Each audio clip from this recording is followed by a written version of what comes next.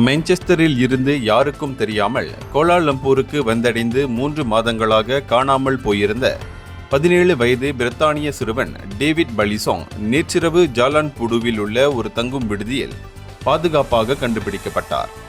காவல்துறையினர் நேற்று மாலை 7 மணி அளவில் அவரை கண்டுபிடித்தனர் என்று கோலாலம்பூர் காவல்துறை தலைவர் டத்தோ ஃபாடேல் மர்சூஸ் உறுதிப்படுத்தினார். தற்போது இந்த சம்பவம் தொடர்பில் மேலதிக விசாரணை நடைபெற்று வருகிறது. இதனிடையே கிரேட்டர் மான்செஸ்டரை சேர்ந்த ஒரு புத்திசாலி மாணவன் என விவரிக்கப்பட்ட டேவிட் கடந்த ஜூன் 6ஆம் தேதி வீட்டை விட்டு வெளியேறினார். மலேசியா வந்தவுடன் தனது தொலைபேசியை அணைத்துவிட்டார். பின்னர் ஜூலை 9ஆம் தேதி தனது தாயாருக்கு ஒரு கடைசி மின்னஞ்சலை அனுப்பியுள்ளார். அதில் தன்னை கண்டுபிடிக்க வேண்டாம் என்றும் தனது குடும்பத்தின் வெற்றிக்கு பிரார்த்தனை செய்வதாகவும் தனது செயல்களுக்காக வருந்துவதாகவும் அவர் குறிப்பிட்டிருந்தார். இந்தியர்களின் இதய குரல் மக்களோசை.